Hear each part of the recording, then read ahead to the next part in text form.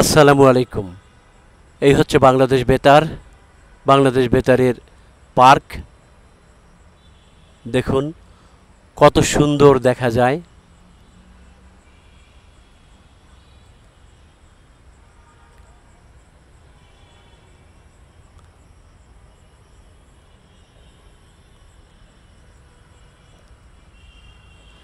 এটা হচ্ছে যেমন গোল চত্বর থাকে, ঠিক এরকম পার্কের চারদিকে চারটা রাস্তা, আর মাঝখানে হচ্ছে একটা লাইট পোস্ট মানে ল্যাম্প পোস্ট, তারপরে হচ্ছে গোল এই গাছগুলো ফুল গাছ লাগানো।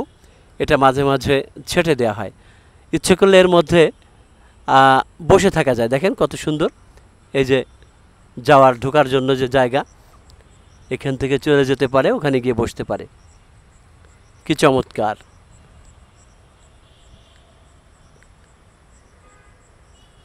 বাংলাদেশ বেতারের পার্ক। এখানে বিভিন্ন অনুষ্ঠানও হয়, স্টেজ করা হয়। ওই হচ্ছে দূরে দেখা যাচ্ছে মসজিদ।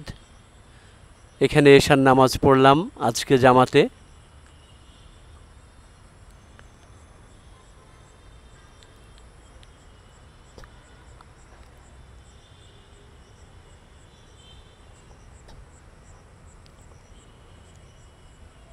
আলোর জন্য দেখা যাচ্ছে না লেখাটা, বাংলাদেশ বেতার লেখা। বাংলাদেশ বেতার সদর দপ্তর, ঢাকা। ওদিকে একটা পুকুর আছে, রাত্রবেলা দেখা যাবে না। সামনের দিকে হাঁটতে থাকি।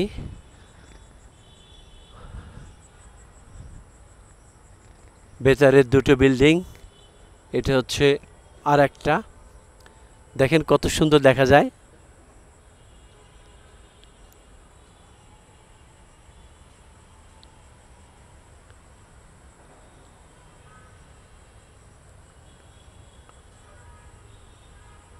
বেশ সুন্দর দেখা যায়।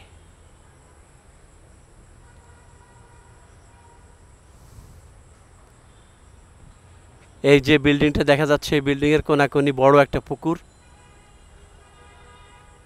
আর এই হচ্ছে দূরে দেখা যাচ্ছে টাওয়ার।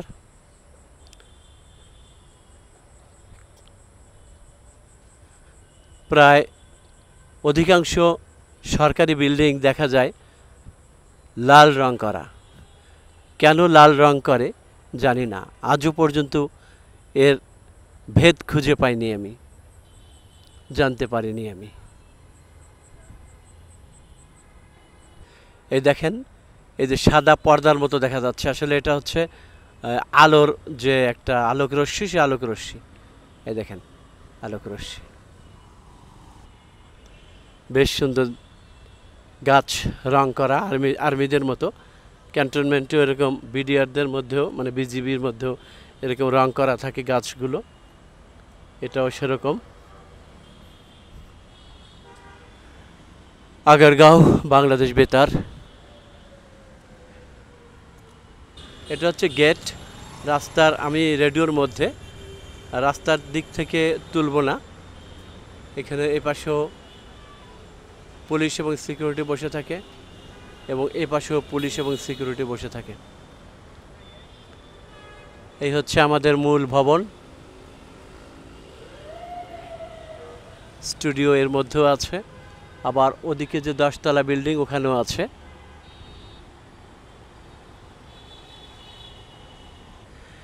এই সেই ঐতিহাসিক জায়গা যেখানে বঙ্গবন্ধুর ভাস্কর্য করে রাখা হয়েছিল অনেক টাকা, কত কোটি টাকা দিয়ে। সেটা 5ই আগস্টের পরে ভেঙে ফেলা হয়েছে। কিন্তু এত টাকা দিয়ে এসব করার কি দরকার ছিল?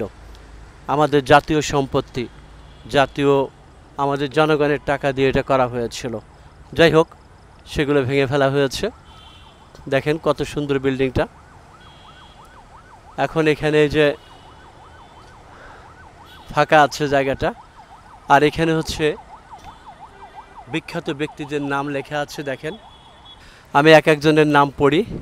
প্রথমে হচ্ছে জাতীয় স্মৃতিসৌধ, তারপরে হচ্ছে মোহাম্মদ আমিনুর রহমান, তারপরে হচ্ছে মোহাম্মদ রাশিদুল হোসেন, তারপরে হচ্ছে আবদুল্লাহ আল ফারুক, তারপরে কাজী হাবিব উদ্দিন আহমদ, তারপরে আবুল কাশেম সন্দীপ। এরপরে আবার ডান দিক থেকে শাপলা জাতীয় ফুল, তারপরে হচ্ছে বেলাল মোহাম্মদ কবি, তারপরে হচ্ছে সৈয়দ আব্দুস শাকের, তারপরে নিচে মোহাম্মদ রেজাউল করিম চৌধুরী, তারপরে শরীফুজ্জামান, তারপরে হচ্ছে মুস্তাফা আনোয়ার হোসেন খান।